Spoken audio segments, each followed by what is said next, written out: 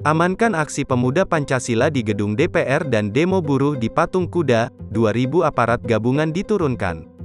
Dua aksi demonstrasi dilakukan ribuan massa di dua lokasi berbeda di Jakarta hari ini. Organisasi Masyarakat Pemuda Pancasila, PP, berunjuk rasa di depan gedung DPR MPR, Senayan, Jakarta Pusat menuntut permintaan maaf anggota DPR RI dari PDI Perjuangan, Junimat Girsang atas pernyataannya yang menyebut izin Ormas PP perlu ditinjau ulang. Sementara di kawasan Monas, sekitar 6.000 massa dari Aliansi Buruh di Jabodetabek berdemonstrasi menuntut kelayakan UMP 2022 yang belum lama ini ditetapkan Kementerian Tenaga Kerja dan pemerintah provinsi di seluruh Indonesia. Untuk pengamanan aksi, Polres Metro Jakarta Pusat mengerahkan ribuan personel gabungan untuk memastikan dua kegiatan itu berjalan aman dan damai.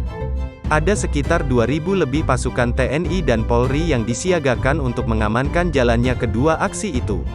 Sebanyak 2.645 personil gabungan TNI, Polri dan Pemda dikerahkan pada pengamanan dua unjuk rasa hari ini, ujar Kapolres Metro Jakarta Pusat Kombes Pol Hengki Haryadi, Kamis tanggal 25 November tahun 2021. Pembagian pengamanan nantinya akan diterbagi dalam beberapa area di dua titik unjuk rasa.